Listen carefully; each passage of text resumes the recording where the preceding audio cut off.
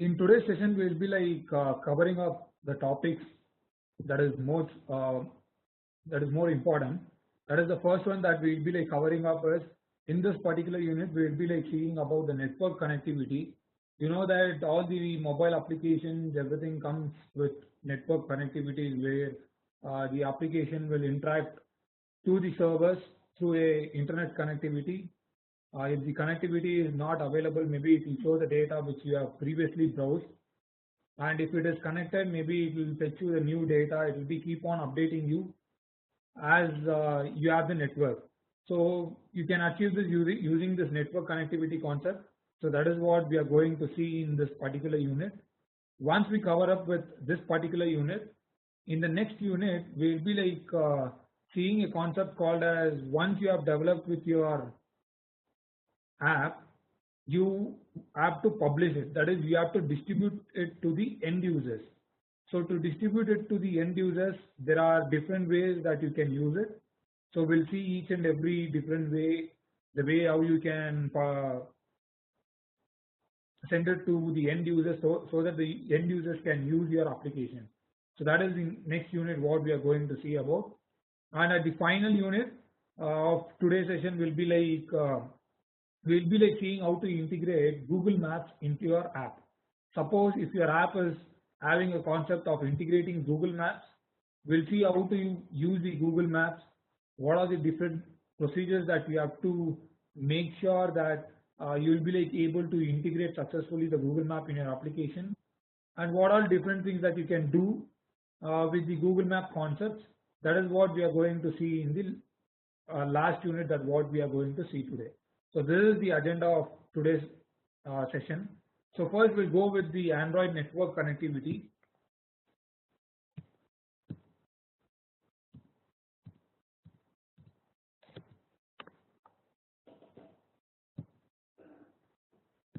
So when you are doing the network operations, it is always that first, before you make a network operation, that is, you won't come to know whether the internet is there or not. That is, by user can see it in the application. By seeing itself, will come to know whether the network is available or network is not available by indicating or by seeing the icon that is present in the devices, and the user will come to know. But from application point of view, that is, when you are running some software or when you are running some application, the application will not come to know whether the network is available or the network is slow or the network is completely gone. So these kind of things will not be known to the applications when they are run. So whenever you do a network operation, whether it is like you are downloading a file or you are trying to get some data from the server or whatever it is, first thing is you have to check for the network connectivity. So to check the network connectivity, that is to know whether the internet is available or not in your device, there is a class called as Connectivity Manager. So this is an inbuilt class that is provided to you by Android. So this particular class gives you all the data. That is, it gives all the data about the network connectivity. That is, whether there is the network service is available, or whether it is connected or it is not connected. All the information will be given to you by this Connectivity Manager class. So this Connectivity Manager object will be instantiated by using a method called getSystemServices. So this is the method that will return you an object reference called Connectivity Manager. So there is another function inside the Connectivity Manager which is called as getAllNetworkInfo, which will give you the complete information about your connectivity.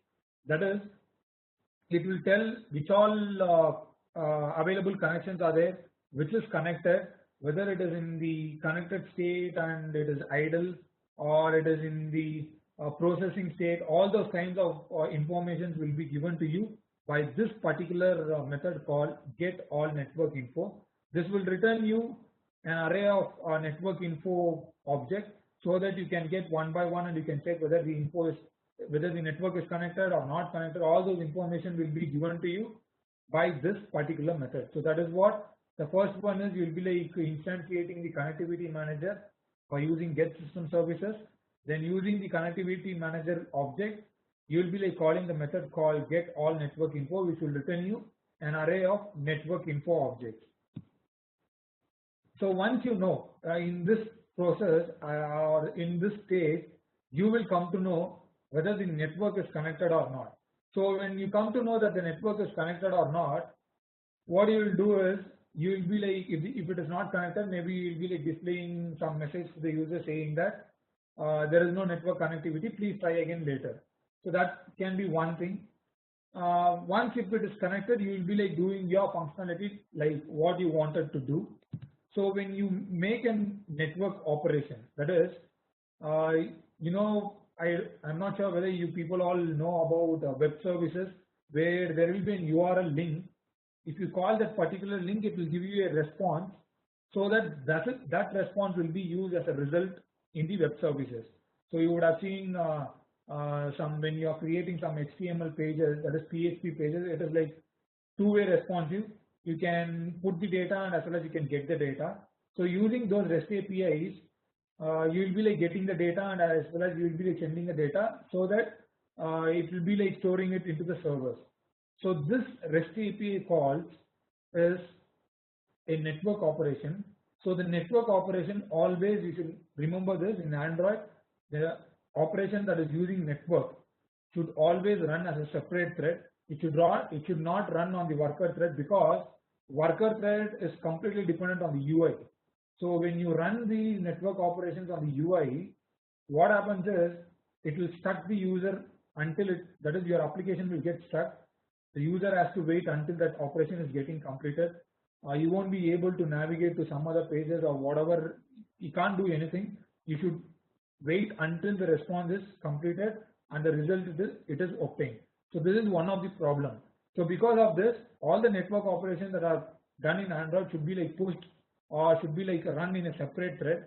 So to create a separate thread, we have a concept called as async task.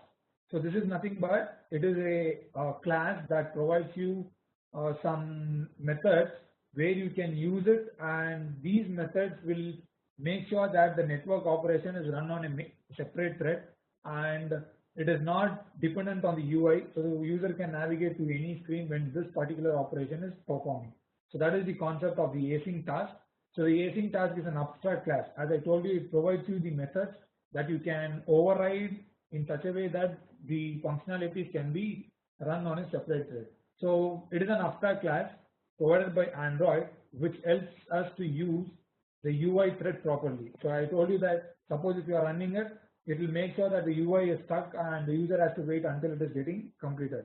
So to handle the UI thread properly, we have this particular class provided by Android. So the async class allows us to perform long or background operations. As I told you, it should be pushed into a separate thread which has to be run in the background, so that the user can, no need to stay on the screen until it is completed. He can navigate to any pages or he can do other operations also. And it shows his result on the UI thread without having to manipulate the threads. So the async task is designed to be a helper class around thread and the handler. So this is what the thread and handler is. The Java, in Java you would have seen, if you want to create a thread, you will be like using thread or a handler. So both are combined and it is given into you in a form of an async task abstract class. So the async task should ideally be used for short operations, a few seconds or more. You should not use this kind of an operation for downloading some file from the net. That is, it will take a long period of time. So that concept has to be used by a concept called as services. So that is a separate one.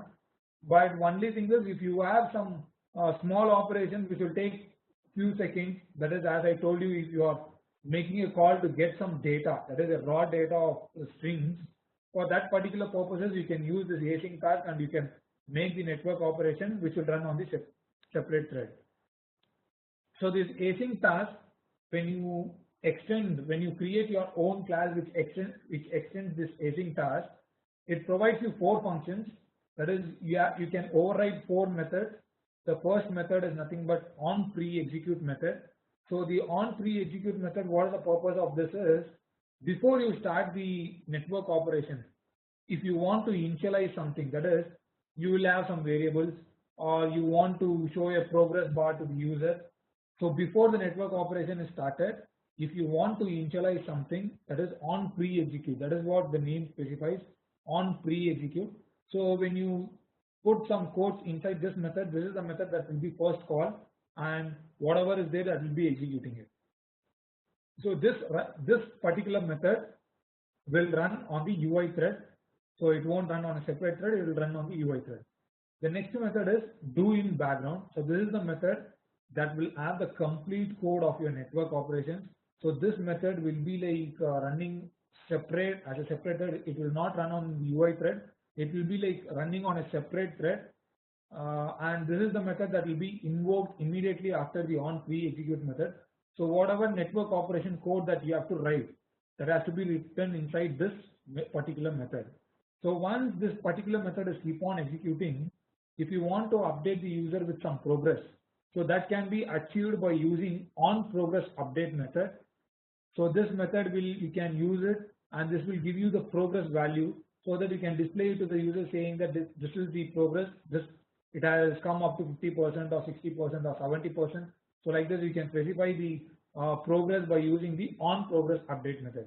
Final method that what it gets executed is once the complete network operation is done. So you have to come to know whether the execution is completed or not. So that will be achieved by using the on post execute. So this is on post execute. So this method you can write. This also runs on the UI thread.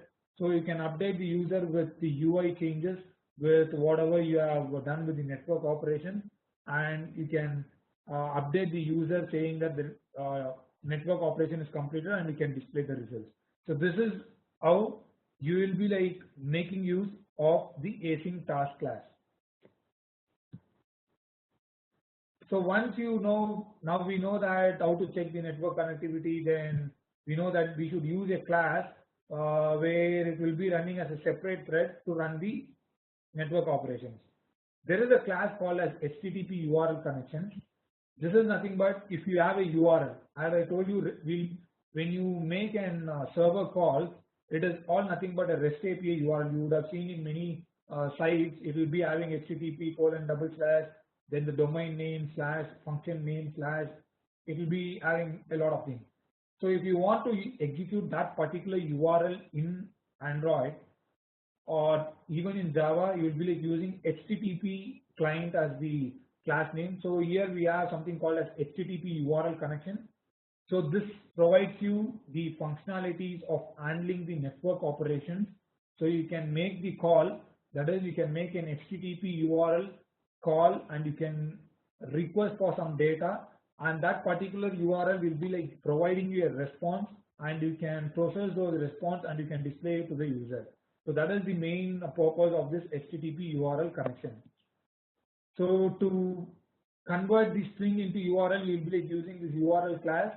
You will be creating an object of URL by passing the one of the parameters, that is you will be like passing the string value to the constructor. Then you will be like opening the connection using the open connection method. Then you will connect to that particular URL. That particular URL will be like giving you a response. You can process that response and you can display it to the user. So this I'll just demonstrate you once we start the demonstration of this particular concept, so that you will be like more familiar and you will understand more clearly. So I'll just show you the demo of it so that you will be like more familiar to it. I'll be like using the same old application what we were using it for the previous in the previous classes. So I'll just remove all these things.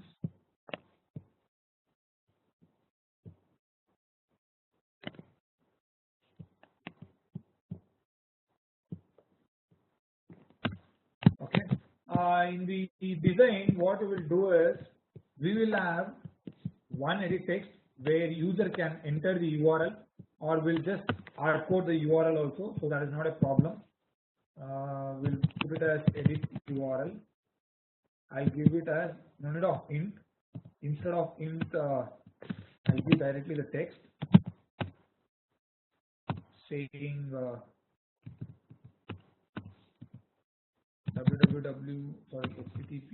http://www.google.com. It can be google.com, or you can also, I'll give it as facebook.com. Okay, if you see the design, the value will be like shown to you.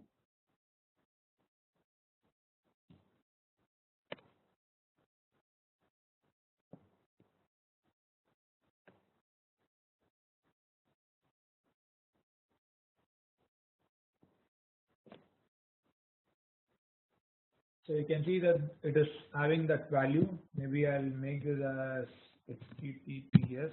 Okay, we'll see that. Another thing is now I'll create a button which has wrap content. I'll give the text saying send, and I'll give the ID as btn send. Okay, now okay, it is there. Now we'll go to the main activity file. I'll create both the references. That is, I'll have the edit text, edit URL, then I'll have button. I'll just create the references of it.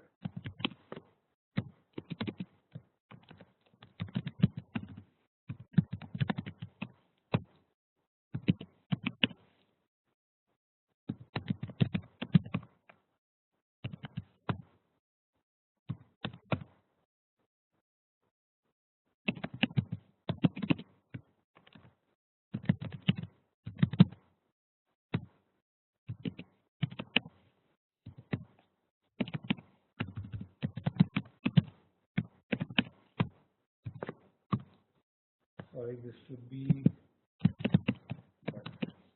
Okay, now what I'll do is I'll write a listener for the button. So once you click on the button, the HTTP URL what we have mentioned that has to be called, and we'll see what is the response that gives to us. It will give us some response. We'll just check what is the response that it will give us. So this is how you can use your HTTP URL. If anyone gives you an HTTP URL to get some data from the servers, you can use it in this way. So I'll just use the on-click listener. So when you click on the button, the first thing what you have to do is you have to check whether there is a network connectivity available or network connectivity not available. So for that, what you can do is you can create, since you will be like using it for an application, you can create a separate Java file. Okay, you can have a Java file which is called as network connectivity or internet connection detector. So this is, you can give it like this.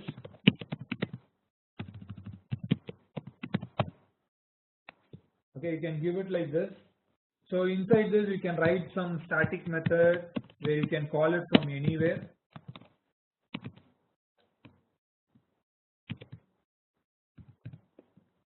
So you can give the return type as boolean, and you can give a method name called is network connector, and you can pass, you should pass the context object here. Okay, as I told you, to check the network connectivity, we have something called as connectivity manager. Connectivity manager, I'll just give it as con. Then you will be like using get system services.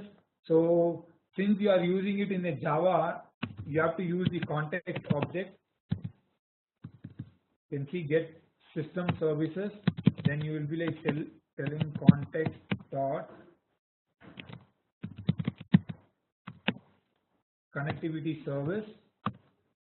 Okay, you have to typecast this. So this should be typecasted to connectivity manager. Now the connectivity manager object is available.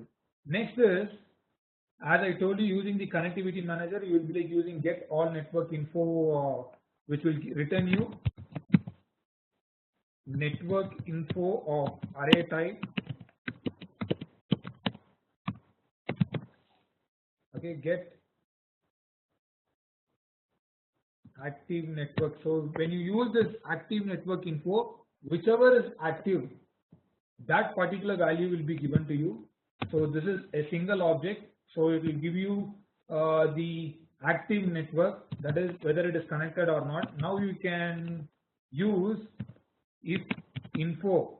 If it is not it will only give the active. If it is not active, it will not give you anything. So what you can do is you can check for null. If it is null, you can return false, which tells that the network is not available. Okay.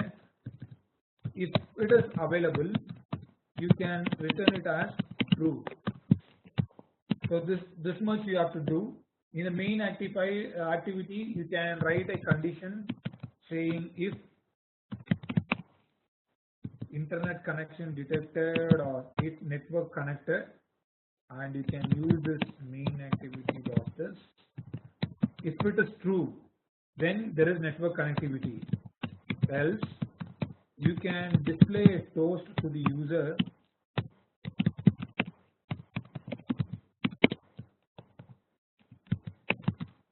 no internet connection.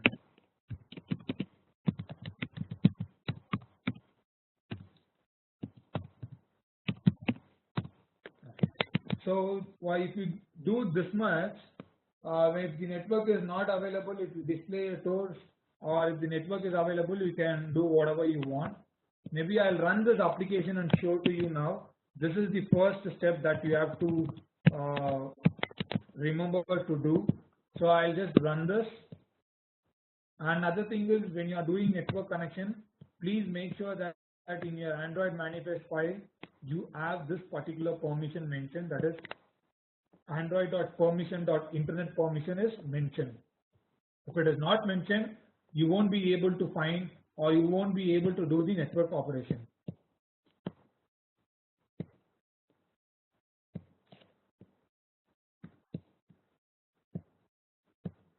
So let the application run.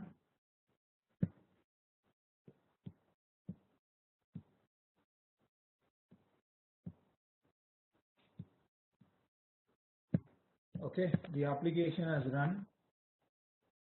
What I'll do is, you can see that we have the Wi-Fi connection. You can see that in the device. So what I'll just do is, both are giving the same message. I'll make it as only internet connection, so that there won't be any kind of problem.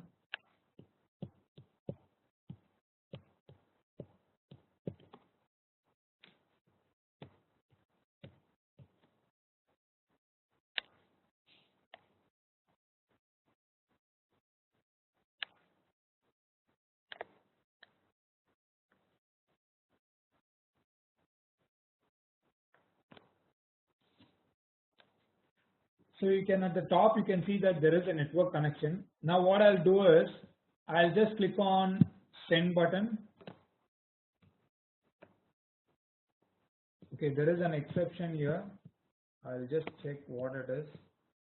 Okay, you can see that there is another permission that we have to specify, because since we are using the network connectivity, we are checking the network connectivity. It is showing there is a security exception which tells the current process does not have the permission called Android permission access network state. So this is how it will show you an exception and it will crash. So you should make sure all those permissions are mentioned. Now what I'll do is, I'll give the permission Android access network state. This is the permission that we have to specify. Now I'll again run it.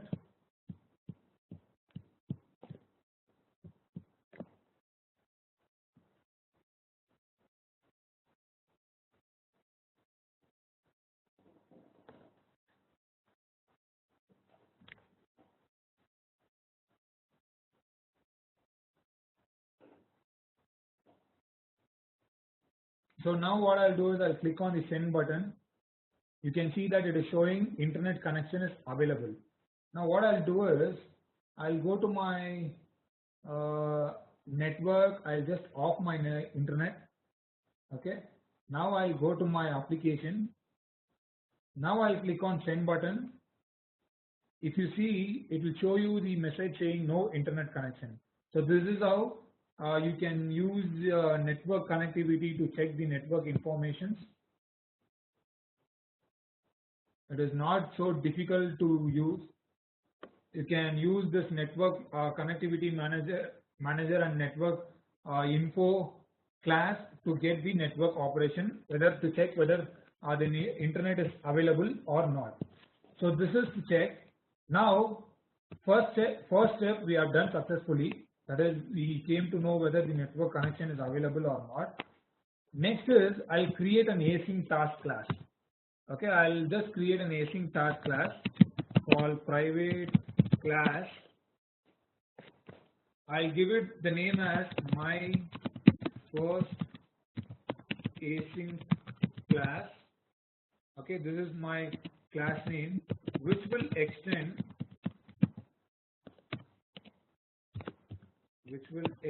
the async class, so that is async task. Okay, you can specify the parameters, whether it is returning you. There will be 3 parameters that you have to mention. I'll be like mentioning all as void.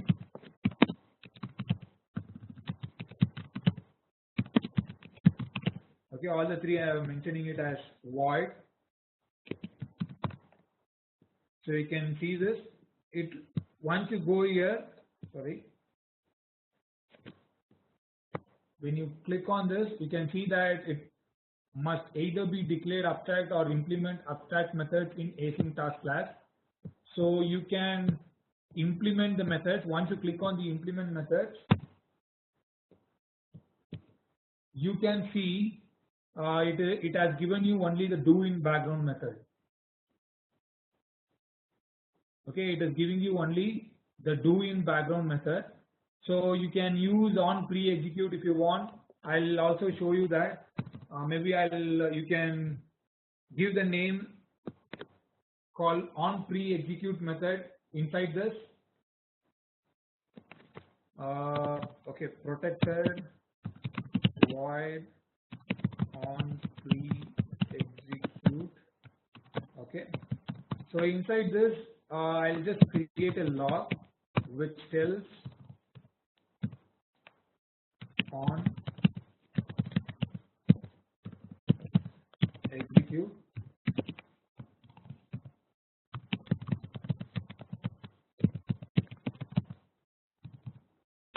Okay, next is do in background. As I told you, the first one is we'll be like using the on pre-execute method. So whatever you want to initialize, you can put it inside this, and this will make sure that it gets executed. And once this method is finishing its execution, it will come into do in background method. So this is the method that will be having the complete code that what we have to use it.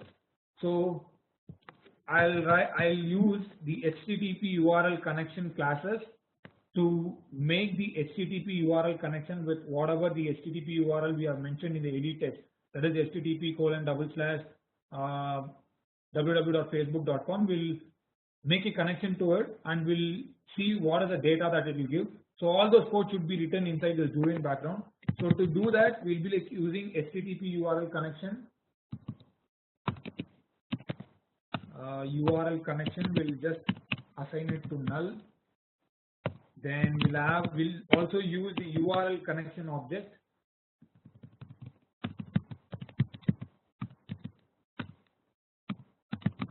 Okay, this also will put it into null. Now you have to use a try catch black, otherwise it will show an error.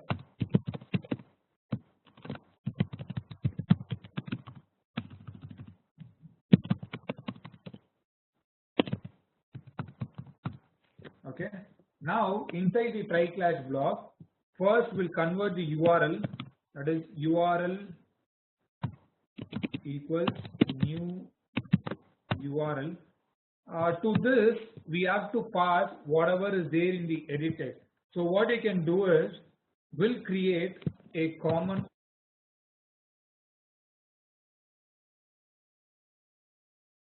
get that value here, that is URL string equals we have the edit text name called edit URL dot get text dot toString. So this value can be given to this, and this will convert the string into a URL object. Now you can use the you can initialize the URL connection equals new URL dot open connection, and you have to typecast this to HTTP URL connection object. So now the object is ready for us to, now it is ready to open, that is it is ready to connect itself. So once it gets connected, that is once the URL is connected, this will return as a response. Okay, this will return as a response in a form of a stream. You know that input stream, output stream, what we use. So when you are getting some data, it will be giving you a stream. So we should use the input stream.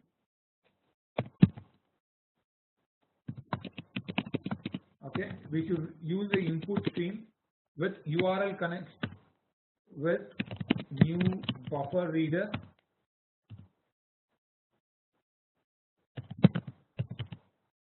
Okay, buffered input stream. Then inside this you will be like using the URL connection dot get input stream. So this is what it will give you the response.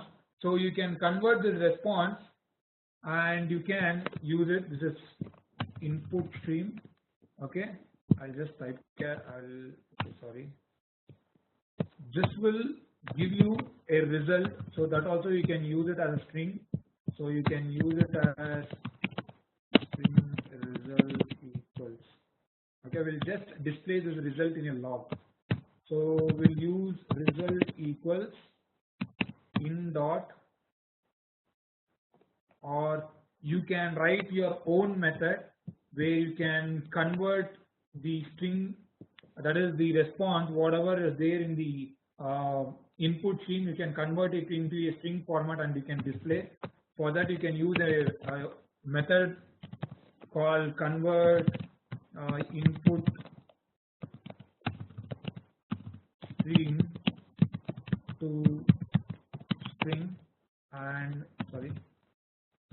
you can pass the in object to it. So if you do this much, that is the method, what we have to do is we have to write our own method, that is the user defined method. So I'll just write the way how we can convert it. It should be of string return. So we use convert input string type. Then we have input stream in. Okay. This convert input stream, it is not that you have to write some logic. It is always available. The complete code is available to you in the net, so you can directly use that.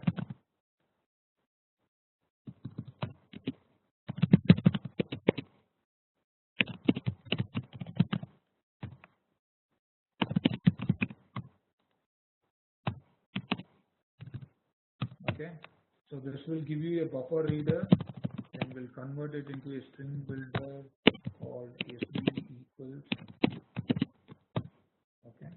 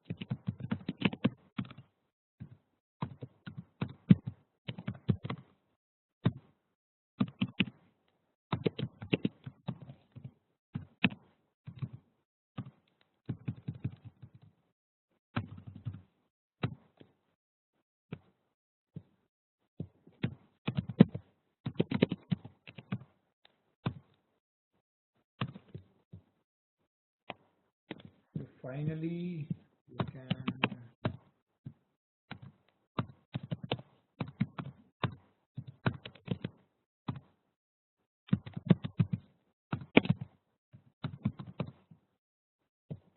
close the close.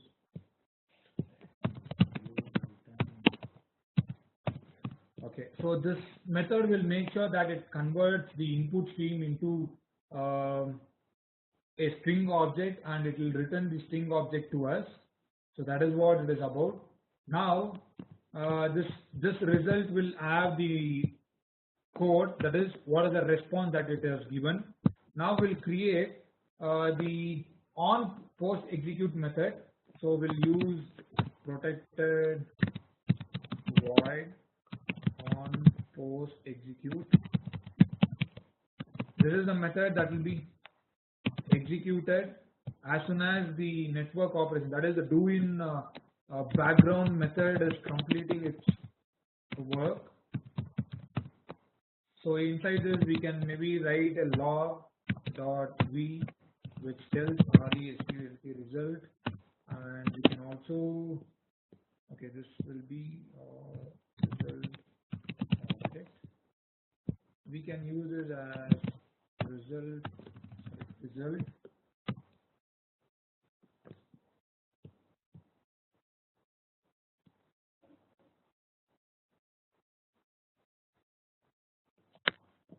Okay, I think this is declared here, so we'll declare it globally.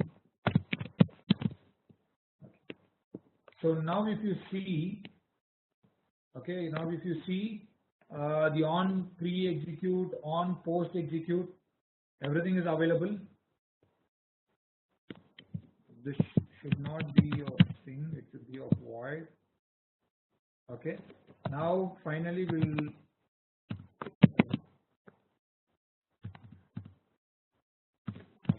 so everything is done. Now if you see, we have created an async class with on pre-execute, do in background, on post-execute.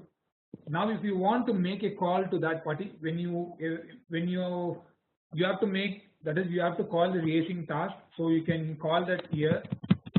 That is when the network connection is there, you can call new my first async task class dot execute.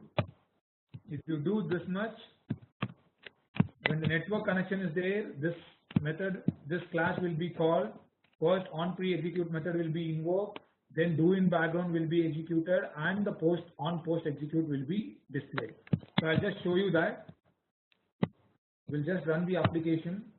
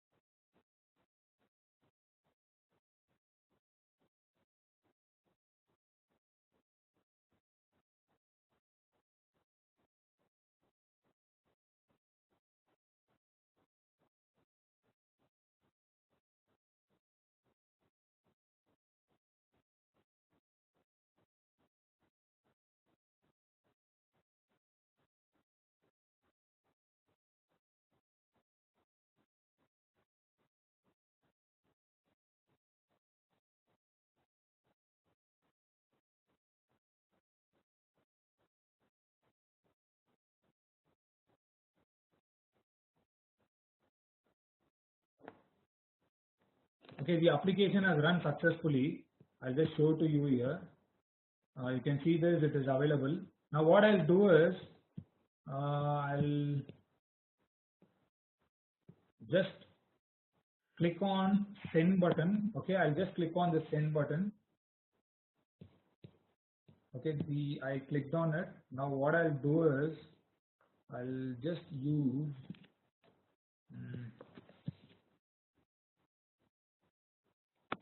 first thing you can see in the log, is this one, that is on pre-execute. This is the first that it has got executed. Then once this is completed, it has come into the do in background, and it has also got the result too, that you can see it here, that is on pre-execute method. After the process is completed, on pre-execute method is executed, and you can see the result.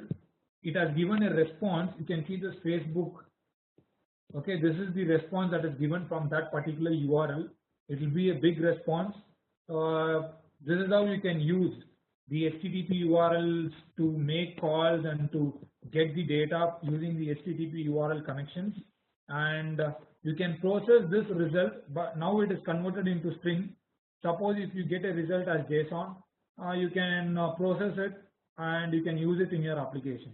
So this is how you can use network connections to make calls and to get the data.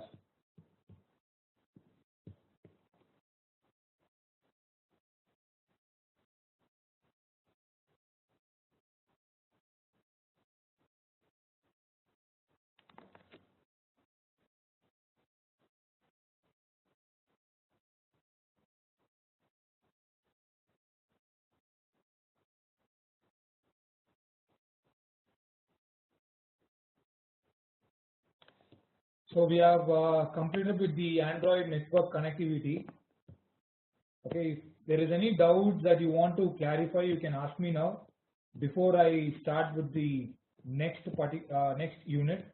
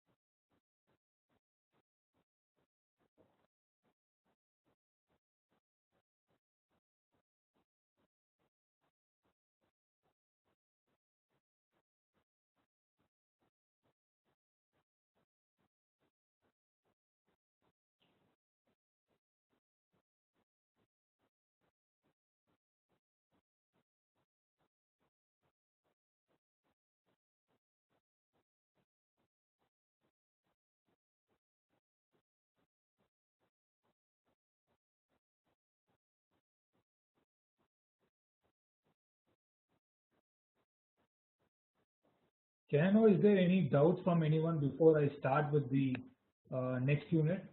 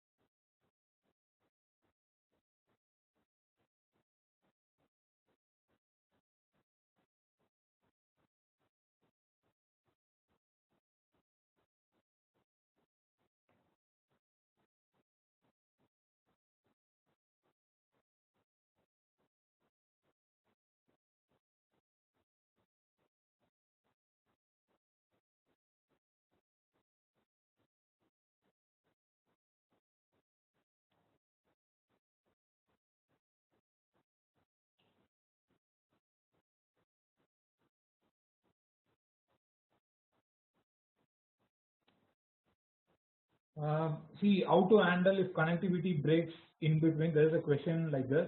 See, you can handle that by, suppose if you have made a call, that is, you have made an HTTP open connection. Okay, suppose if there is some connectivity issue there, you will be like getting a response with the status code. You will be like getting a status code which is called something like 500, which means that there was some problem. That is, there would be some timeout connection or something like that, so that you can handle that particular status. You can check for the status code and you can make sure that it is handled and you can display some message to the user. So this can be done by just checking with the status code.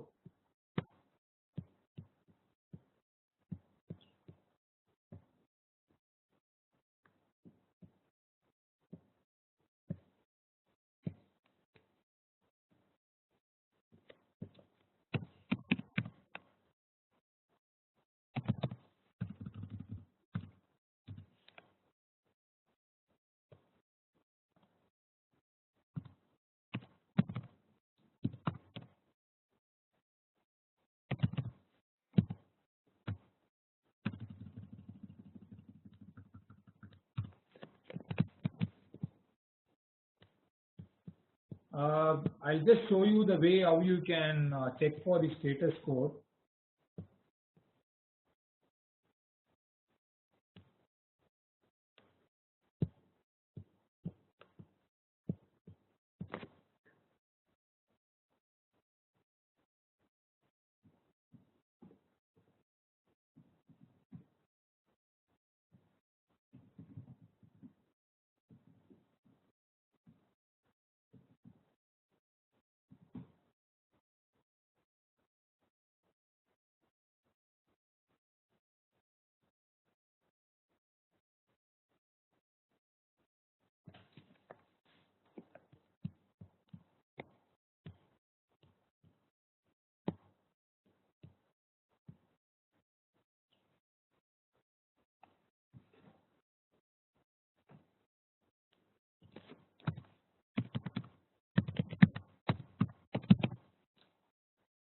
So you can see this URL connection dot get response code.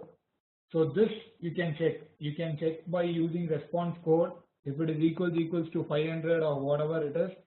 Depending upon the timeout exception, it will show you a timed out exception if there is a break in the network. So you can check that particular response code. If it is giving you 200, then it means that everything is fine and there is no any problem. So you can execute your display something to the user. If it is not equal to 200 and if it is showing any other response code, then you can display a message to the user that there was something wrong in the network connectivity. You can please try again later. That kind of a message you can display. So this is how you can handle it.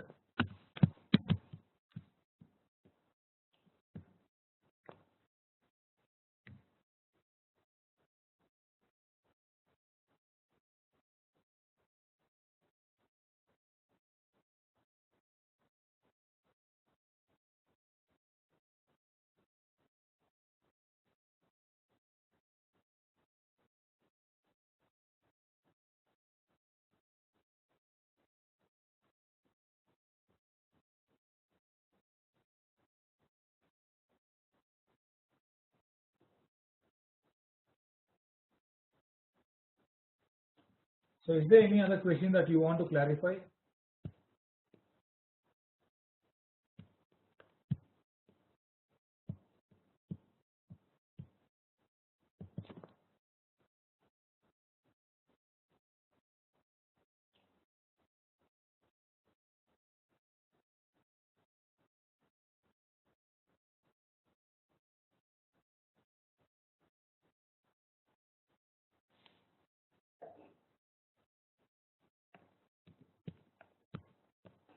Okay, I think there's no any question from anyone. I'll just proceed with the next topic.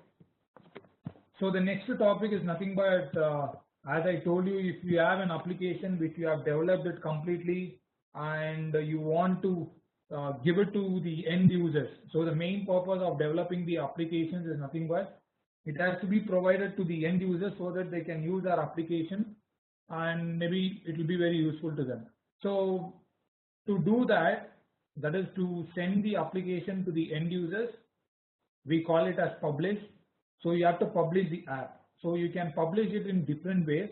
It is not only that you have to always publish it in the Play Store. There are different ways of publishing. I'll just let you know the ways what we can do, but this is the particular unit that we are going to see. What all is required, that is what all the steps that you have to take care to make sure that you will be like able to publish the application. Then what you have to do, the ways, that is what all the ways that are available to publish the application. That is what the agenda of this particular unit.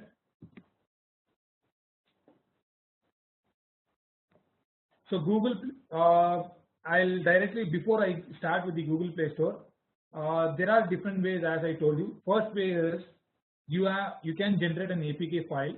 That is, I'll just show you that also. See, when you go into your application, you can see on the top, you can see your path, that is your application path. I'll just show you here.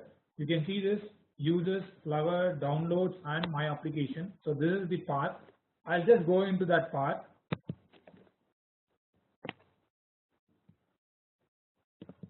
So I'll just go into that. It is C drive. Okay, users. Then we have something called as Flower. Then inside this, downloads.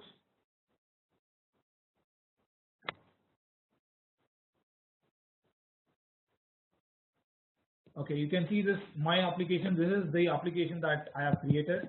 If you go into this, there is something called as a folder called app. If you double click on it, there is something called as build.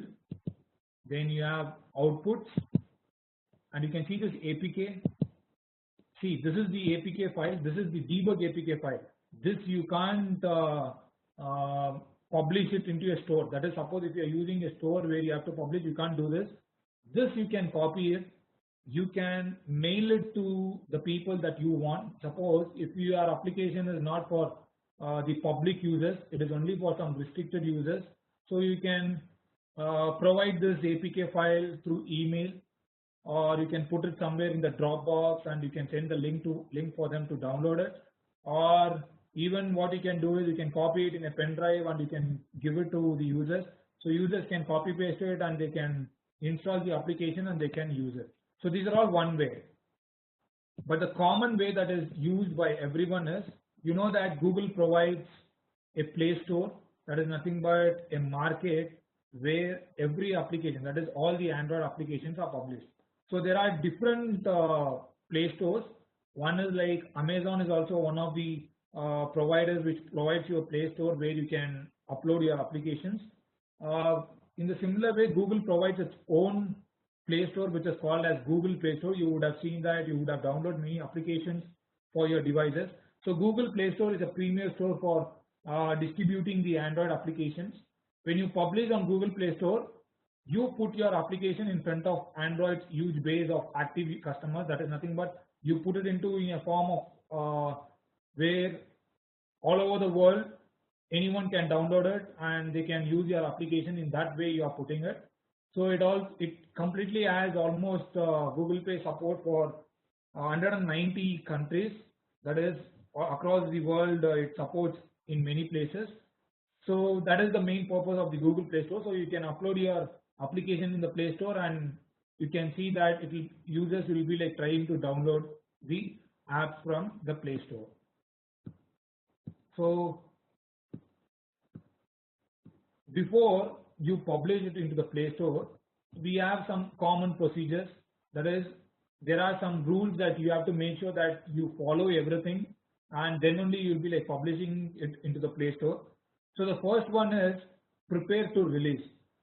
Prepare to release is nothing but before you release your application to the Play Store or to the end users, you should make sure that you configure your application in such a way that only the useful things are available. All the unwanted files or images or whatever is there, everything is removed so that your efficiency is increased. Then you will be like cleaning up your code. If you have some connection to your local server, that is your testing server, you will remove that testing and you will put it into a production server. All those things you have to make, and there are some procedures that you have to carry out to prepare to release. So that is what the first thing that will explain to you in brief once we go into that particular topic. The next one is signing your APK. Signing your APK is nothing but whatever the APK file that I showed you is nothing but a debug APK. Anyone can extract it and they can get your code easily. Signing APK is nothing but you are putting your some private keys will be put into that so that no one can decompile it, and whatever the private key is put, only that owner can republish the application again. That is, you can give an update. So that private key and everything will be put, and it is called as a signed APK. So how to create a signed APK? So that is the second topic that we'll be seeing. Third one is creating a publisher account. So as I told you that once you have the APK, you have to publish it into the Play Store. So to publish it in the Play Store, you should have an account called as publisher account, so that I'll show you how to get your publisher account also. Then once you have the account, you have the access to publish the application. So final thing is upload your APK to the Play Store. So that is the final one. So that is what we are going to see.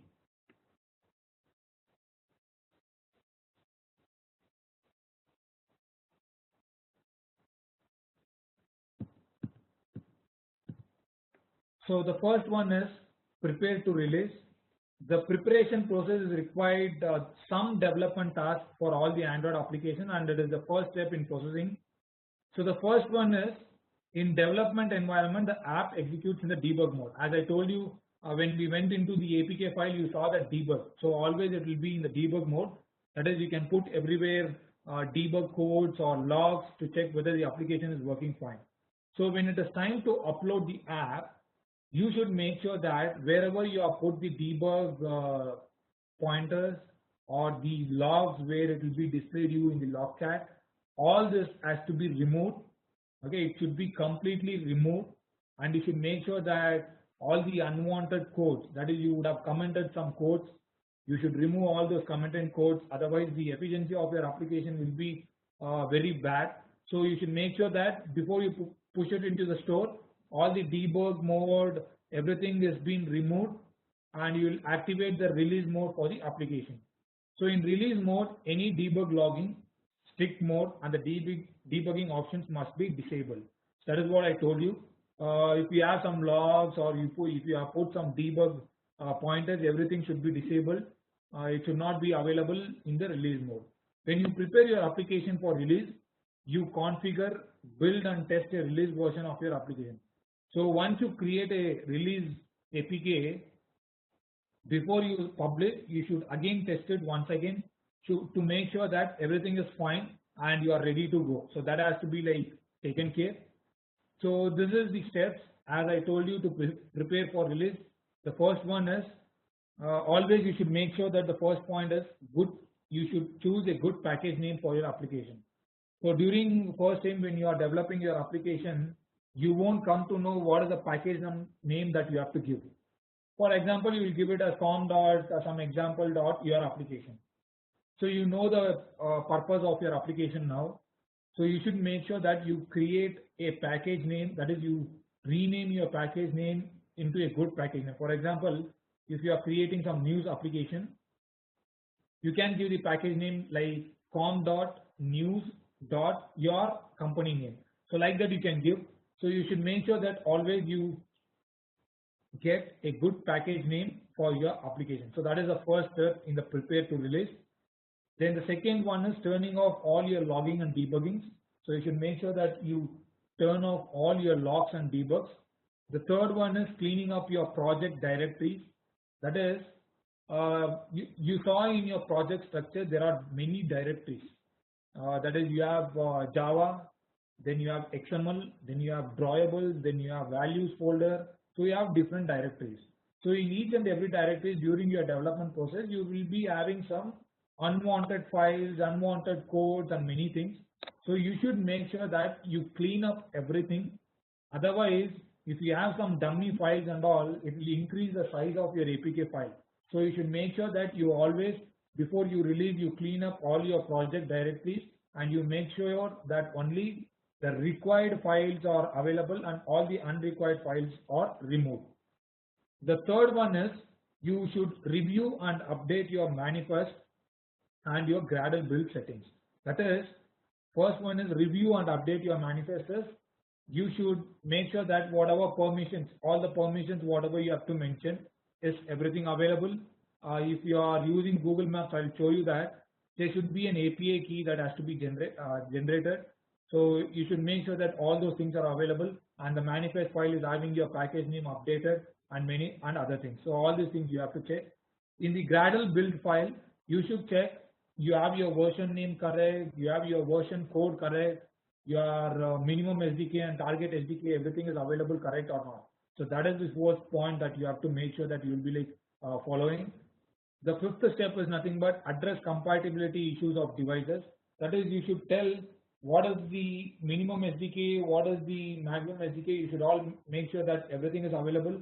You should also make sure that suppose if the application is run on tab, or if your application is run on a bigger device, what is the compatibility issues it may come, or whether you have handled all those compatibility issues, everything you should make sure you are doing it correctly.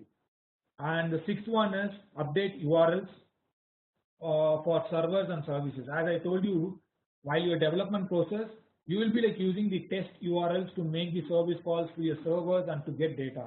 When you are putting it into release, you should make sure that you change all the test URLs into production URLs, and you will test it once thoroughly before you publish it. The last one is implementing licensing. Licensing is nothing but if you have some license that you have to give. That is, you will tell to the user whether you agree with licensing. So like this, if you have any license for your application that you have to provide, you can give that licensing using implement licensing concept. So that is how you will prepare your application before you release into release mode. So that is what the ways how we do it. So once you are done with it, now you are ready to create your signed APK. So that you can create it by using a concept called as key store. This I'll not explain to you here. I'll directly go into the demo so that you will be like more clear of it. Okay, I'll just show you what all it is. Okay, first we'll see how to create the signed APK. For example, this is my application. Okay, now I have my application in my hand. You can, if you want to create a signed APK, you have to go to build. Inside build, you have an option called as generate signed APK. You can see this. You have something called as generate signed APK. So you have to just click on it, and that will show you a window where you can enter the data.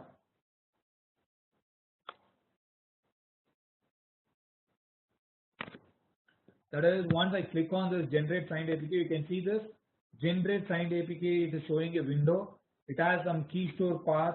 Then it is showing some key store password, key alias, and key password something. So it is having two buttons. One is it is telling whether you want to create something new and choose existing. Since we are first time, we'll click on create new. It will ask you where is the path you want to store it. What I'll do is I'll just go to, okay, I'll just go to some drive. Okay, I'll just click on this. I'll create a folder here. So you should make sure that I told you that when you create a signed APK, you'll be like putting some private keys. So this particular concept will create you something called a certificate key. So this key store certificate is the most important one. You should not lose this file. If you somewhere delete this file, or if you lose this file, Google also will not provide you this file. It is, you should store somewhere very safely, because whenever you update your application and you want to push a new update in the Play Store, this file is very, very important. Without this file, you cannot update your application in the future. So because of that, you should make sure that it is more important and it is saved somewhere more secure. Okay, I'll give it a certificate file as a file name. I'll go to my this, I'll just browse my file where it is available. It is in D drive, certificate file. So you can see it is asking for the file name. I'll give it as my key store file. Okay, I'll click on OK. You can see this. It will create a file called as my key store file. .jks is the format of it.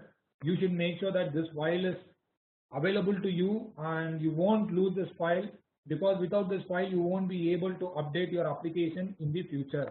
So you should make sure that this file will be always available to you. Now I'll give you a password which is called as, you can give whatever you like. I'll give it as 1 2 3 4 5 6.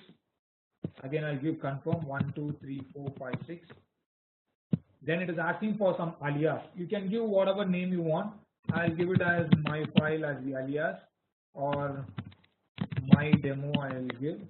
Same password you can give, or if you want, if you have more memory, you can give another password also. Validity years, it will be like you can leave it as it is, 25 years.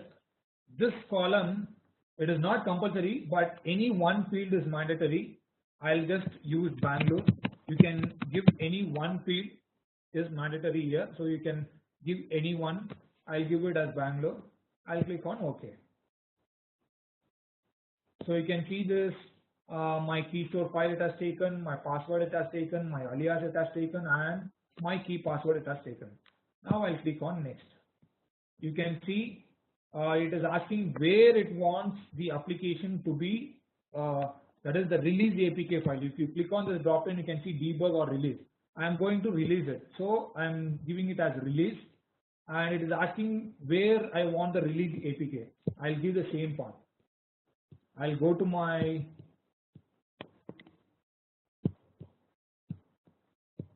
E drive. I'll go to my certificate. Okay. Inside this, what I'll do is I'll create a folder. You should make sure that always you will do that. You should have a folder called, you can give your version names. You can check your version names in your manifest file. That is in your build. I'll show you that where you can check your versions. So I'll just name this saying version 1.0.0. Okay. Now I will give this path to that particular version. Okay. Now I'll click on finish. Once I click on finish, you can see this Gradle is building. Okay, it is building, and it will generate a signed APK for us, and it will show a message to us. So you'll see that. Before that, I'll show you the Gradle file. If you go into this module, okay, it is still building. So if you go into the module, you will be like able to see the version 1. You can mention that your folder name as 1.0. First time it will be 1 and 1.0 only. So once, let it take some time, it will generate the APK file and it will show us the message.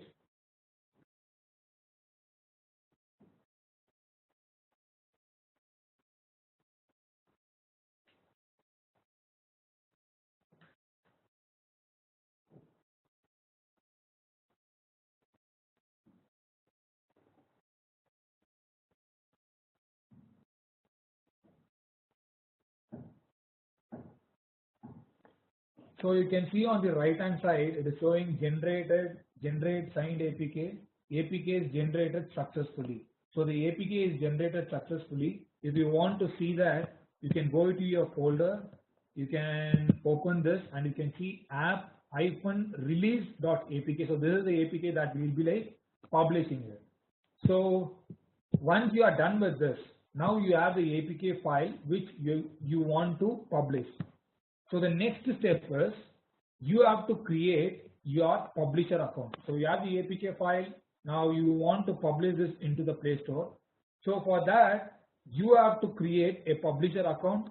So to create a publisher account, see, you should have a Gmail account. That is, you should have a Gmail ID that you have already. You should have one. I have one dummy Gmail ID account which doesn't have any interaction or which doesn't have any developer's account also. I'll just show you that. See, I'll just click on sign in. I'll give this, okay, and I'll give the value.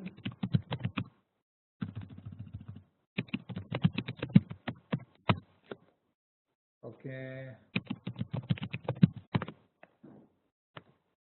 Okay, I have signed in. Now you can go to this particular path which is called as play.google.com app/publish, or you can use here publisher account, publisher account for Android. So if you click on this, this is the first link. You can see https://play.google.com app/publish. If you click on this, it will take you into a place called Google Play Developers Console. So you can click on this agreement. You should proceed some 3 process. First is you are signing in with your Google account, then accept developers agreement. That is, you click on developers agreement. So you have to click on this agree. Then next one is when you click on continue payment. That is, you have to pay a certain amount to get the publisher account. It is nothing but $25. So you have to pay $25 amount. Once you pay this, then you will be like within 24 hours you will be like getting an email saying that your ID is converted as a developer's account. So this is one-time payment. There is nothing that you have to keep on renewing it every time. There is only one time. Once if you pay this $25 for the first time, next time on there is nothing need that you have to keep on updating it or you have to renew it. This is only one time. You can publish n number of applications. So once you click on continue to payment, so it will ask you the card number, you can give your billing address and many things, and if you click on continue, it will reduce the, it will remove the, that is, it will deduct the amount from your account, and within 24 hours you will be like getting a mail which tells you that your account is having the developers is being converted into a developer's account.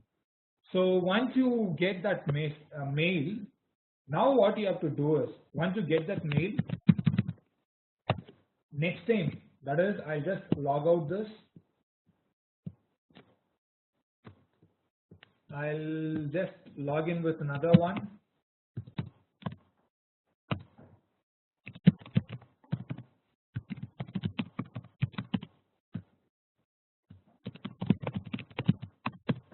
Okay, I'll just log in with this. Now what I'll do is, you have to go into a site called, for example, you know that now it is a developer's account. When you click on Android publish, okay, you can see the same link. When I click on the same link, now you can see that it will take me into another site. That is, it will not ask me because now it has been converted into a developer's account. So when you come into this, this is how it will show. This is called as Play Store, where you will be like publishing your application. So you can see this. There is a button on the right hand side which is called as Add New Application. Click on it. It will ask you a default language. Then it will ask you for the title. You can give your title. Then when you click on Upload APK, it will ask where is your APK available. You know that we created a folder called certificate. So inside that we have version 1.0.0. So you have to select that upload APK, and if you click on OK, it will upload the APK into the store, and it will come. It will show you here. So the APK will be shown here. It will show you whether what is the price, whether it is free or paid, what is the current. Since you are first time you are doing it, it won't show anything. But since this has been uploaded long back, it is showing all these things. So these are all that you can see. So when you click on this particular one, that is when you click on your application, you can see this. It will come into this. You should, without specifying all this information, that is, there is something called a store listing. When you click on APK, first we'll go to that. You can see this. When you click on the APK, you can see the APK whatever you have uploaded, what is the uploaded date and what is the state it is. So when you are done with it, okay, when you are done with that, you will be also able to see what are the number of devices that it will be supported. So this will be enabled. I'll just check what actually this is.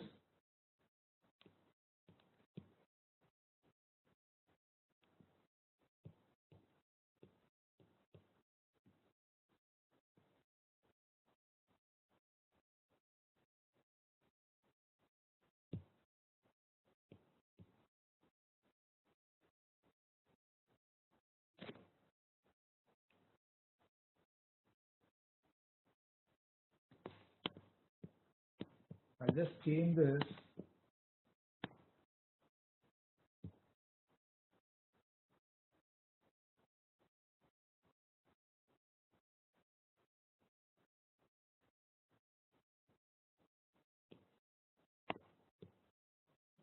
Okay, now what I'll do is I'll go to the APK. Okay, now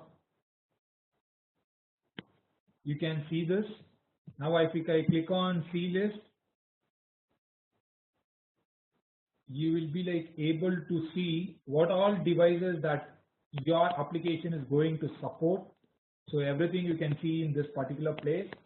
Okay, once you are done with this, now next thing is directly if you upload the APK, nothing will happen, it will not get published.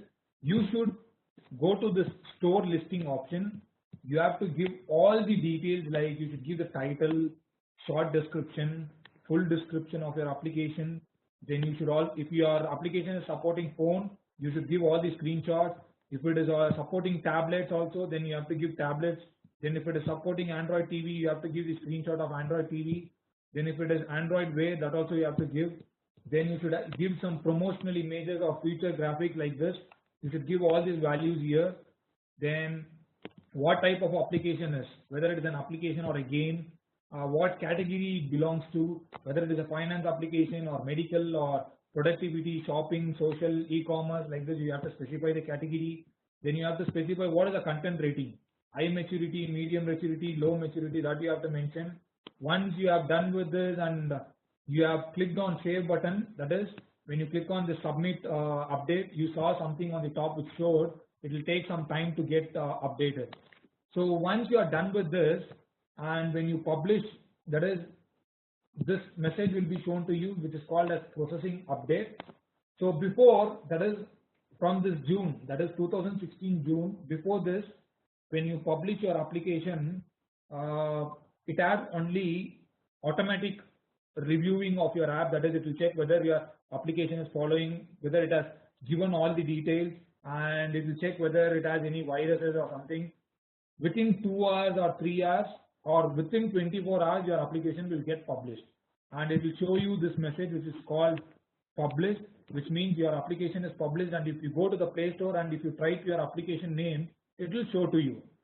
Suppose now, not suppose, now from June 2016, Google has started a manual review also with the automatic review. So it is taking a bit of time now because manually they are checking whether each and every application is maintaining the privacy policy, then adult content, whatever you put, all those things are maintained or what. So it takes maybe 5 days or 3 to 4 days it is taking now. So it is at the starting point. So maybe in the future it will be like increasing the speed. But this is how you will be like publishing your application into the Play Store and you will be like managing it. So this is how you will be like doing it. Suppose if your application is a paid application, you can go to this pricing and distribution. You can see these two tabs, paid and free. If you click on paid, it means that your application is paid, and you can specify what is the amount that has to be like, you'll be like charging it. All those things will be shown to you when you click on paid. I won't be like able to show you that. So this is how you will be like publishing your application. So this is about publishing it. You can check all those things. You can check the statistics also in the store, like what is the number of downloads today, previously, what is the number of version. That is which Android version is using more, everything you can check. Then you can also check the ratings and reviews of your application here. What is the number of rating, what is the reviews, everything you can check. Then if your application is having any crash, that you can check it here. It will show you the crash report so that you can make the change in you can update your application and you can republish it. So that's all it is about. So if you go to the application, you will be like, that's all you will be like seeing it. So now suppose if you have given some new concepts into your application, if you want to republish it, what you have to do is, once you make all the changes, you have to come into this module app. You should not forget to change your version code and the version name. That is 1.1, or if it is a major change, you can make it as 2.0. If it is a minor change, you can give it as 1.1, but version code should be changed. Then you have to sync your project. So once you have synced your project, you should go to your folder here.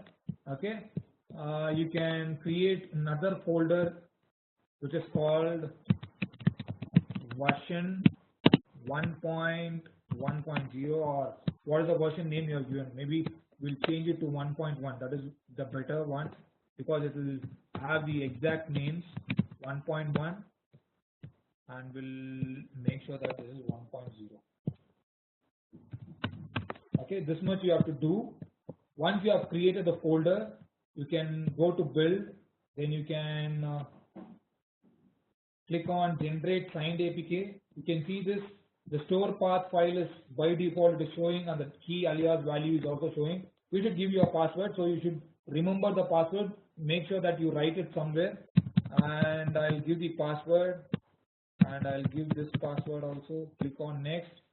So it is asking where to store. I'll select my version 1.1 and I'll click on this, click on finish. Now the APK file will be generated for me. Once the APK file is generated, you can go into your Play Store. This will be shown to you. Instead of clicking on add new application, go inside this. You can see this APK, click on APK. You can see upload new APK to production. So just click on this.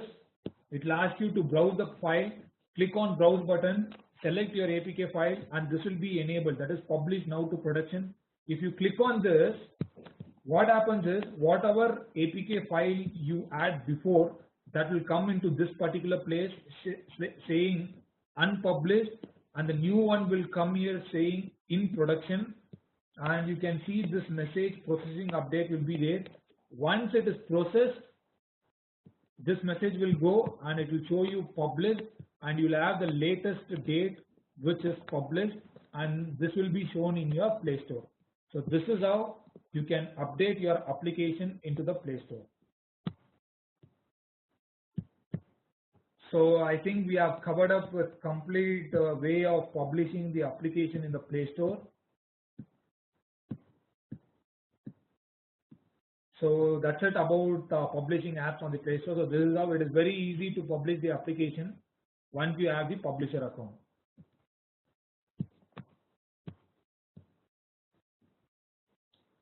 So before I start with the next unit, again, if you have any questions about publishing the app, you can ask me now.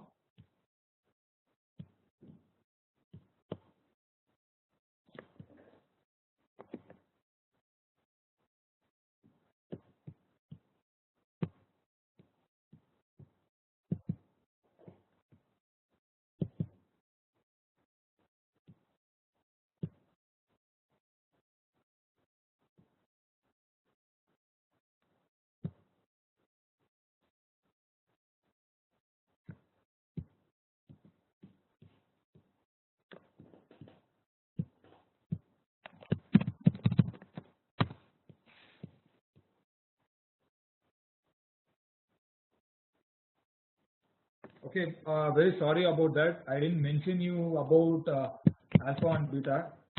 I should have mentioned it. So I'll just show you that again. Yeah, it is usually advisable, because what happens is one thing is you will be like trying to test your application. Suppose if you have your office, you will be having your testing team where you will be like giving the APK file to them for testing and they will be like testing it. Suppose if you have some client somewhere situated in some other country, you want them to test it. So at that time, what you can do is you can use this beta testing or alpha testing. This also is something same. There is nothing different in it. You can create a team. That is in beta testing. What happens is whichever user you want to make them as a tester, you can you can create a Google Plus group. That is, you can create an account in the Google Plus. You can put all those email IDs. You can invite them.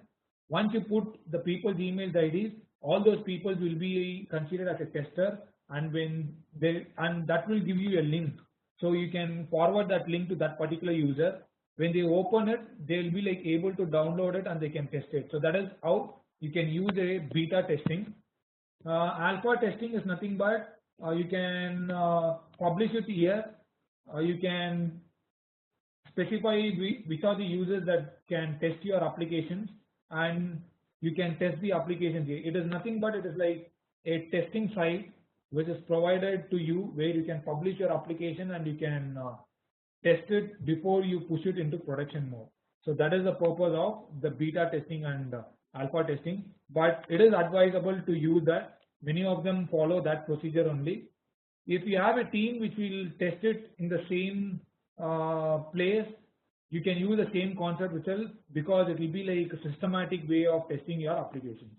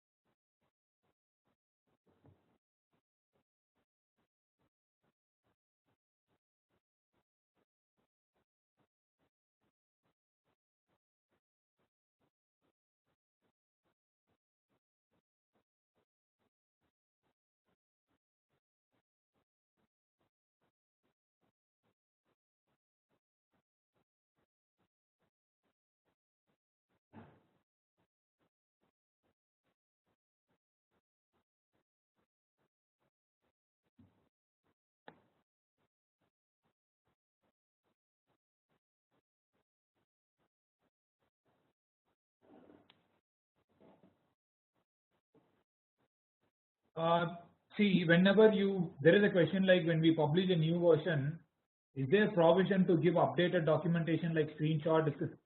Everything is updatable. There is nothing that once you update, you won't be able to update in the future.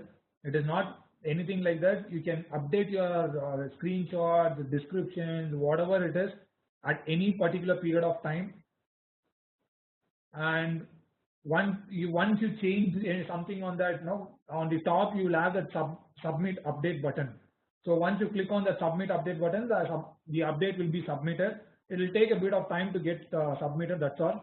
But you can change anything in your application version that has been released.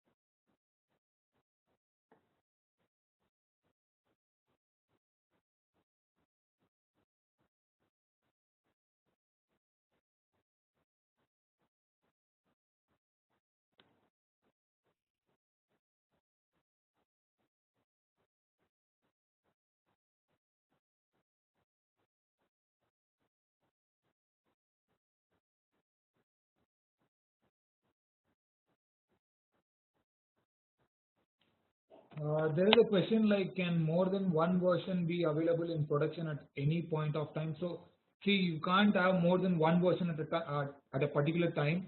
It is always like only one. If you are, if you want two versions to be like in the store, it won't be available like that.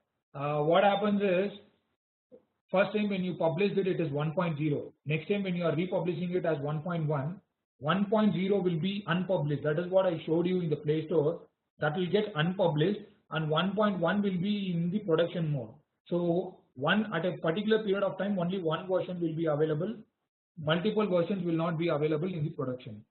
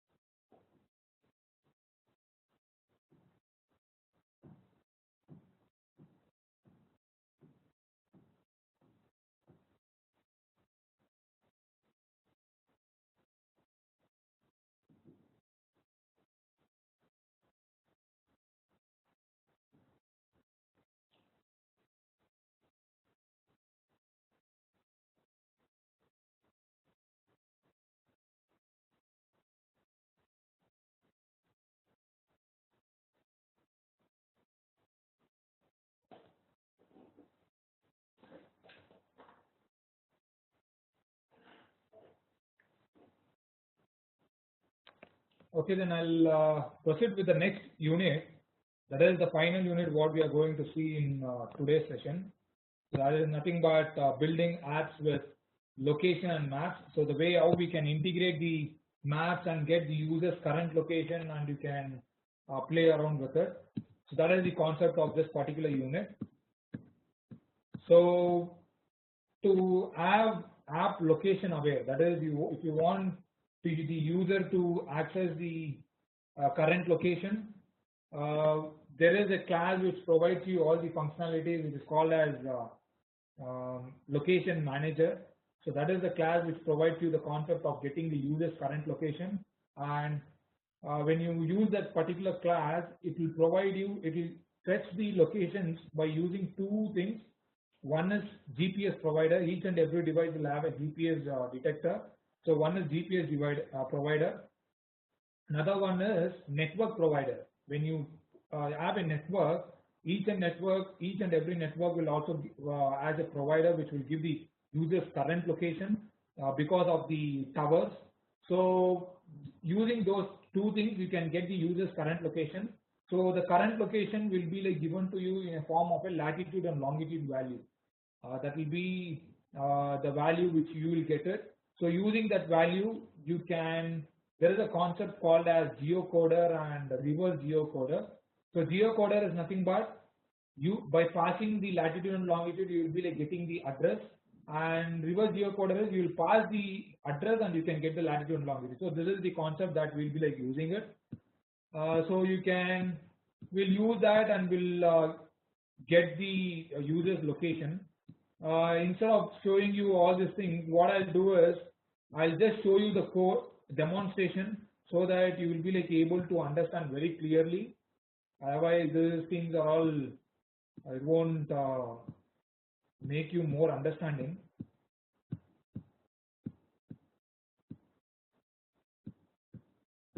Okay, I'll just go to the code. See, first thing is when you want when you want to add an map into your application, first thing is you have to create a fragment. So you would have seen when you slide the map, the other area which was not shown to you, it will be like keep on moving. Then you can zoom it, you can shrink it, whatever you can do. So these things are all can be achieved only through a concept called as fragments. So you have to create a fragment. I'll show you that how to create it. You have something called as fragment. Then you can give it as, sorry, you can give it as match parent and match parent, and I'll specify the ID to it called map. Then you have to give a name to this kind of then when you have a map fragment, you should specify a name that is an inbuilt name. So you have to specify the name saying com dot google dot android dot vml dot maps dot support map fragment. So this is the concept that you have to specify. Okay. You can see that it is showing an error. It is nothing but because this particular package, that is the jar file, should be available in our site. Since it is not shown, it is showing you the error. So we can go to the build module file. You can check this. We have to specify the Google Play services. That you can do it by right clicking on your application. Go to open module settings. There you have something called as dependencies. Click on it. Then you can see a plus button here. Click on the plus button. Give it as library dependency.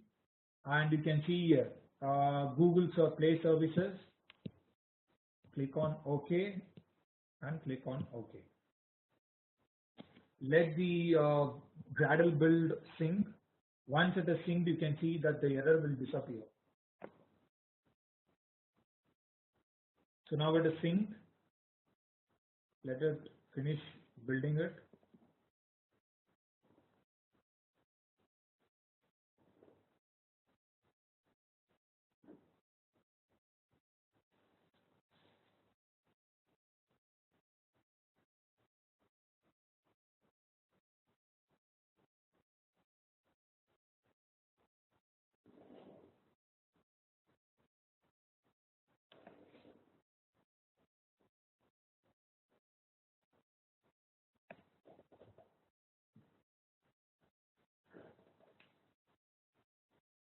So now it has done. I'll go to my XML file. You can see that the error is gone now. And when you go into the design, you will see a black screen. See, you can see this is the black screen that is shown to you. So this is nothing but which shows a fragment of map concept. So nothing to worry about it. So that's all you have to do. You have to create a fragment of map and you should give a name. Then in your Gradle build.gradle, you have to compile, that is you have to add Google Play services. So once you are done with it, I'll just remove all these things.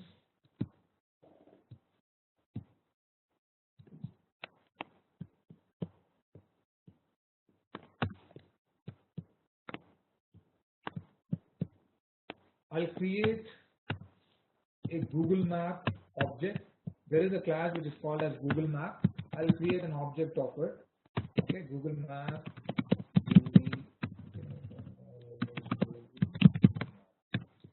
I'll create an object of it called Google Map equals.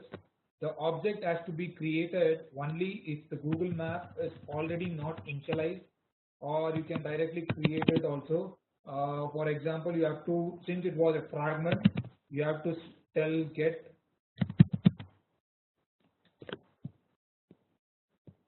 this should be get support fragment manager dot find fragment by ID. So we gave an ID to that, which is nothing but map. I think that is what we have mentioned it. We'll just check it once. Okay, that is one. So map. Then you have to typecast this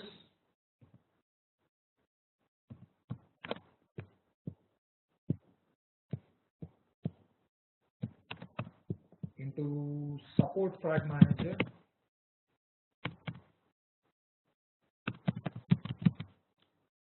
Support map fragment. And finally dot get. That's it you have to do. Once you do this much, now you are ready to go. But Google Map is nothing but a service that is provided by Google. So if you run directly this much, nothing will be shown to you. So the Google Map, whatever you have to use or you have to show, it is a service. So to get that particular service in your application, we have to do something. That is, you should have your developer, that is, you should have a Google account. Okay. Now I'll just sign in. I'll use something. I'll just sign in now.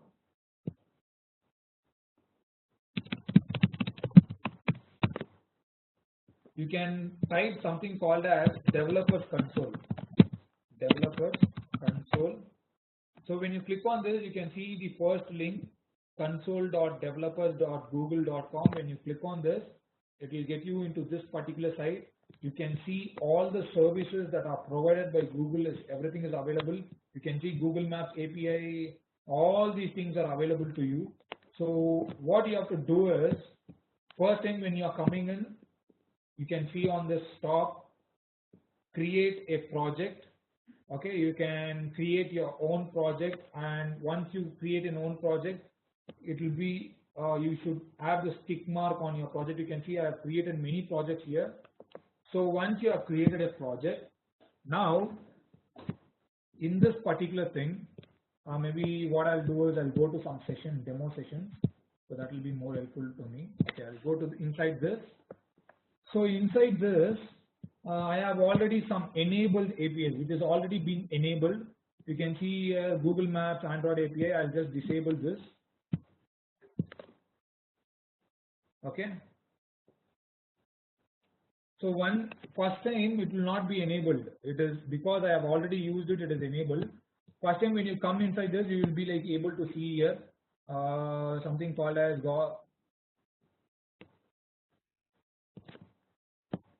Google Maps, Android API. Then this is what we have to use. So if you click on this, it will open the site, which will ask you whether you want to enable it, or if you click on learn more, you will be like able to learn this Google Maps concept here. You can see here, you can use maps, imaginary, customization, every code and each and everything is given to you. See, whatever we did, everything is showing to us. So there is nothing new in this. So you can use all these things. You can go through later because it will have changed the map type, indoor maps, flat markers, polygons, whatever you want. Everything is available to you. You can go through this later. So I'll just click on enable. Once I click on enable, after this is getting enabled, you can go and see in this overview enabled APIs, and you can check whether Google Maps Android API is enabled. If it is enabled, next thing is you have to create a key which has to be used in your application, and that key will represent your application saying that this is having a concept of Google API. So click on credentials. Okay, you can click on create credential. I told you API key. So click on API key. It asks whether it is a server key, browser key, Android key, or iOS key. Click on Android key. You can give your name saying example key, and you can see here add package name and fingerprints. So you can go to your application, go to your manifest file, copy your package name.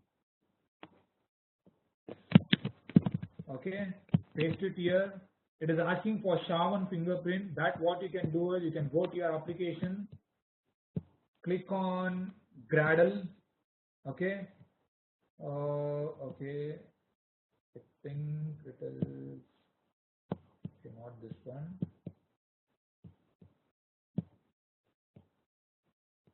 or I think it is Gradle console. No, it is not Gradle console. Android model, okay, go to the Android model.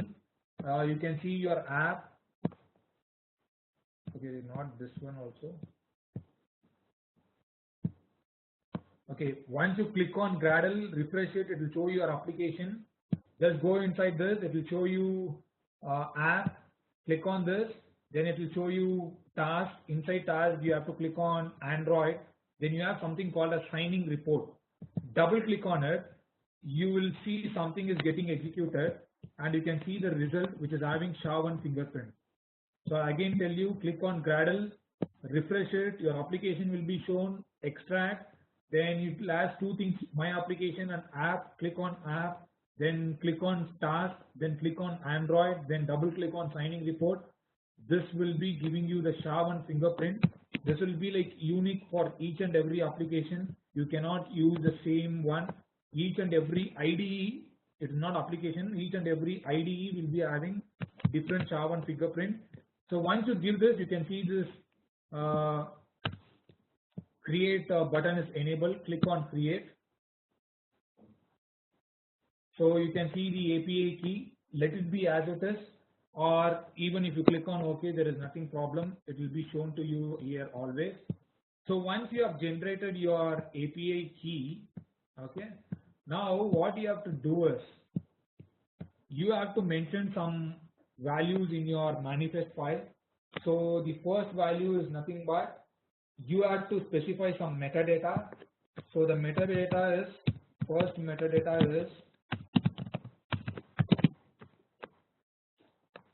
you have to specify Android name, then com.google.android.gms.version, sorry, version.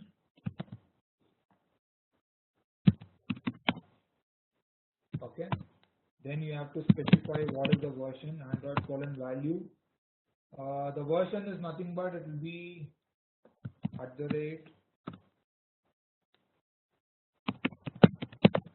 @integer slash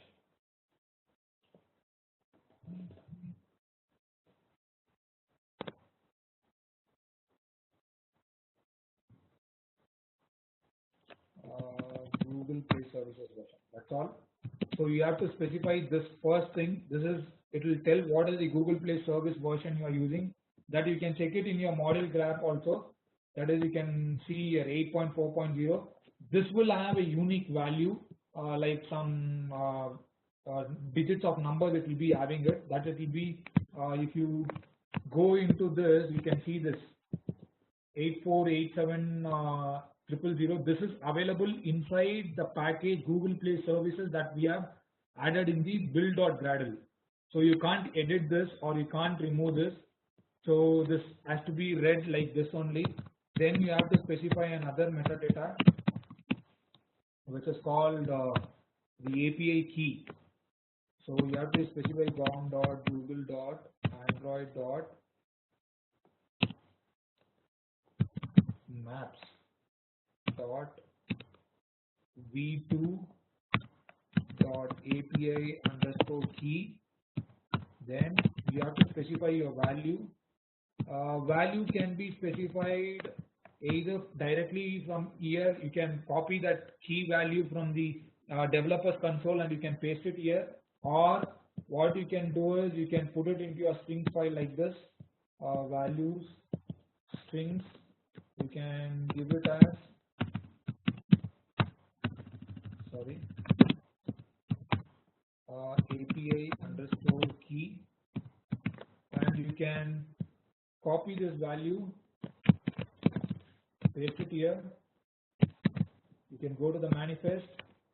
You can tell @string API key. That's it you have to do.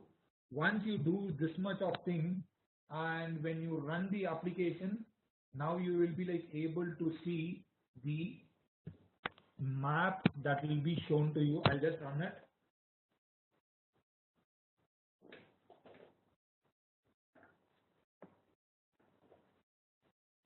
Let the application run.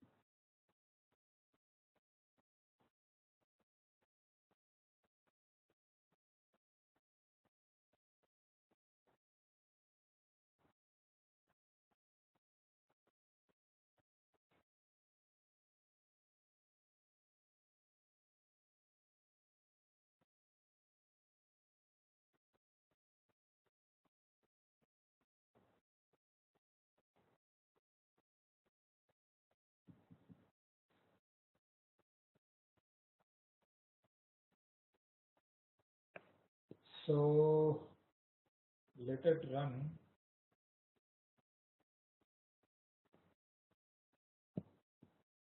So it is generating the signed APK. And the application into this.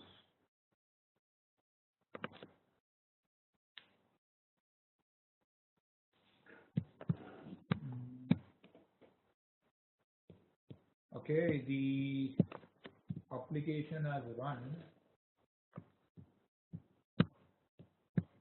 Okay, the application has run now.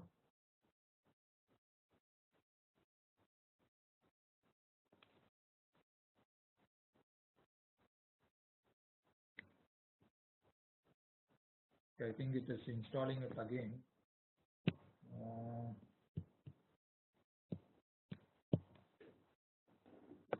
Maybe I'll again try to run it.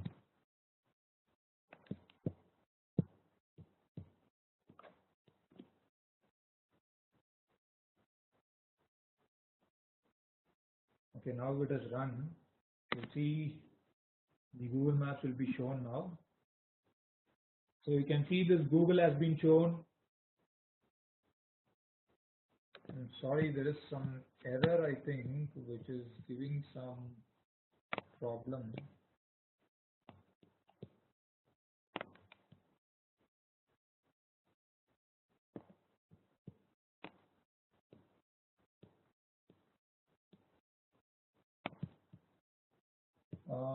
Maybe I think we would have not specified some permissions.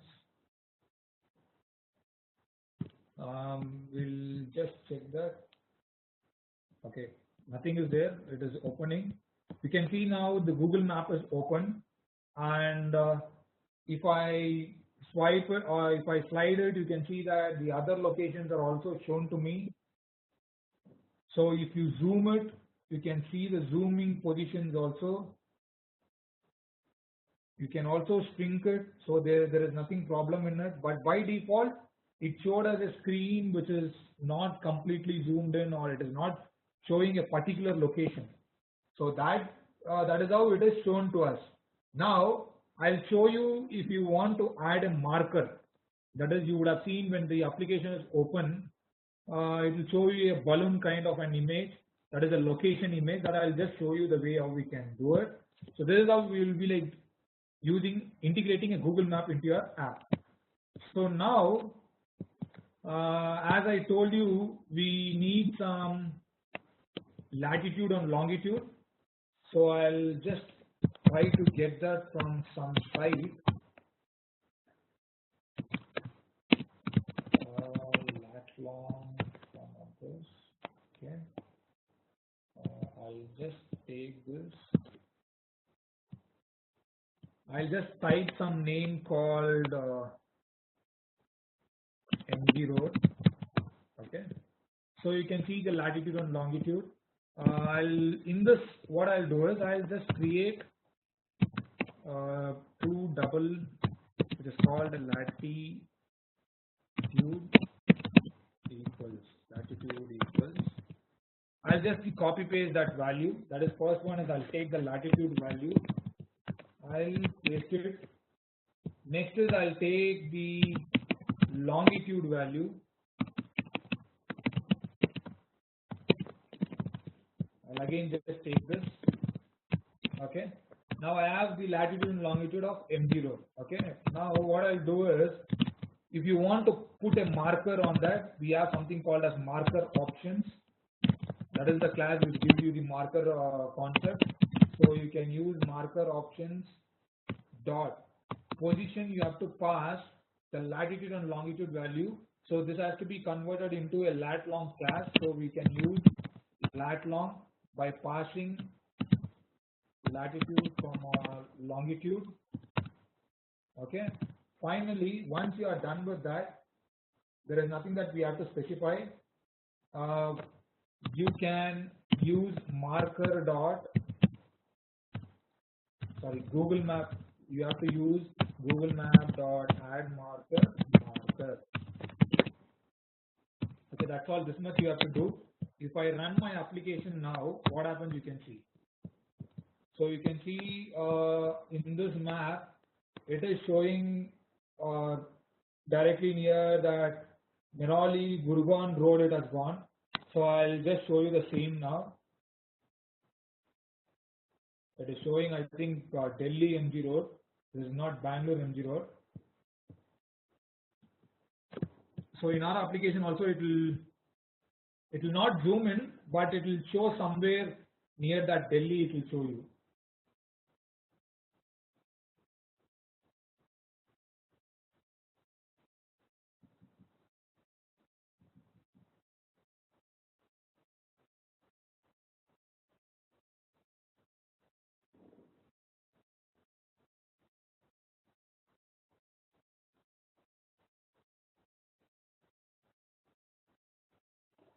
So I'll just move to India. So you can see in India, it is showing somewhere in the Delhi. That is, it has gone to Delhi position and it is showing you that particular value. So this is how you can point a marker to a particular latitude and longitude. And you can also give a title to this. That is, you can also give a title to the marker by giving at this particular place, that is after this latitude longitude, you can give title, then you can give it as whatever title you want. I'll give it as MG Road. Okay, I'll give it as MG Road. If you want to give your own marker icon, you can also do that. Marker dot icon. I have only one dummy icon. I'll use that itself. I'll use bitmap description factory dot get dot from resource r dot bitmap dot IC launcher. Okay, this much I'll do. This IC launcher is nothing but in the bitmap folder. I have a icon which is something like this. You can see here in this particular place. So that will be shown to you now. Instead of that bulge marker, it will show you this marker. So you can add your own markers also to the markers.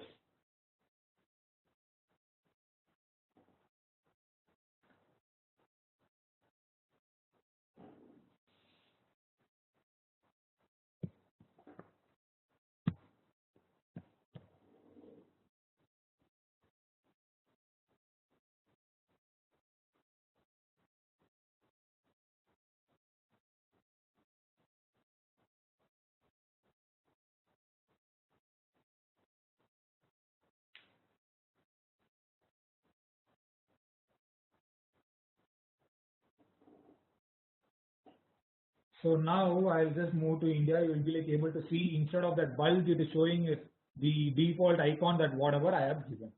So this is how you can change the icon also. Now I told you that this is going into another thing is I told you about the title. So when you click on that icon, you can see the title, whatever we specified, it is showing also. Now what I'll do is always it is showing a map which is not zoomed in to that particular location. So that also we can achieve it. That can be done by using something called as animating. That is, it has a concept called as camera. So you can move the camera to a zoomed position. That can be achieved by a class called as camera position. So new camera position dot builder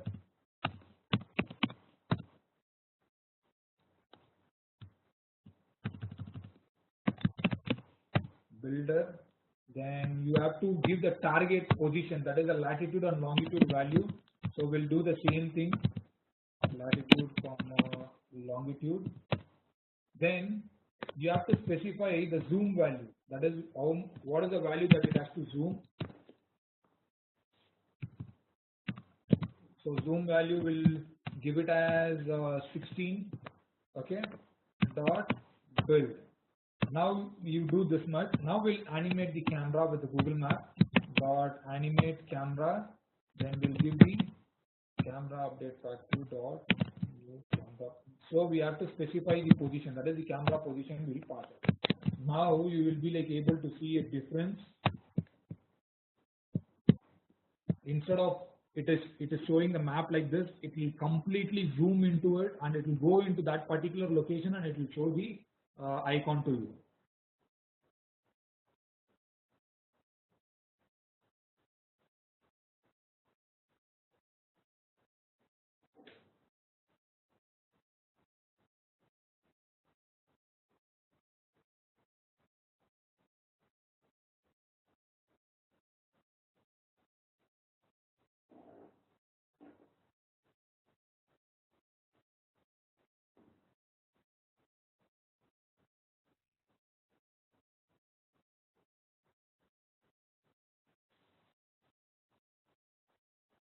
So you can see that the map is completely zoomed into it and it is showing you the values. So this is how you can achieve, like you can display it to the user. Whatever value you give here, it is 16, so it is completely showing it. If I make it as 12, it will show much more strict form. So you can decide what is the zoom value that you have to give. So this is the way of pinpointing to a particular location by zooming your camera positions. So this is one thing. Another thing is you can change your map type like Google Map dot set map type, and you can set the map type by using Google Map dot type satellite, hybrid, none, normal, terrain. Normal one is what we are seeing. You can specify the satellite type also. So if you do this much and if you run the application, it will show you a satellite map view.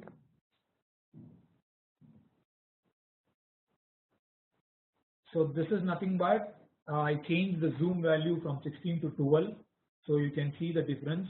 There it was completely zoomed. Now it is actually showing some areas next to it. You can, now I'll run this.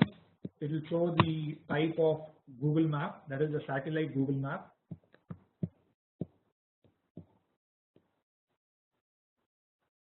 So this is all it is about, the way how you can use Google Maps to pinpoint the locations and to play around with it. There is a lot of things that you can do with Google Maps. Since there is no time that we will be like using it to let you know, we have just shown you the basics of this is the important step, how to get the Google Map. So this itself, many of them faces a lot of problems. So this, if you get this much, you can explore yourself to play around with it, to do a lot of things, and you can customize it. First time it will be like difficult, but once you are familiar with it, you will be like playing around with Google Maps concept. So this, but this is how we will be like, you will be like, see, this is how, this is what satellite view type. So you can change your maps. If you want to enable users location, that also you can specify here. Google Map dot set my location enabled to true. You have to do this much. See, you can see that it is asking for the permission like access course location and access find location. That you can specify it in your manifest file. You can go to your manifest. You can specify users permission access course location, then users permission access find location. Now if you go to your activity, you can check what is the next other thing called requires permission which may be rejected by user. Code should explicitly check. This is nothing but about the support that is we are doing 22. I'll just check it. I'll sync it now. Let it build.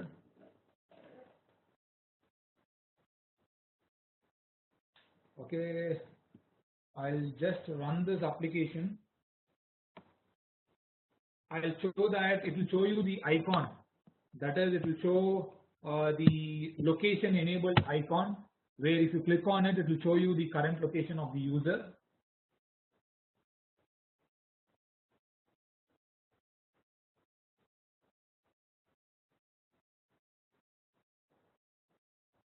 So let the application run successfully.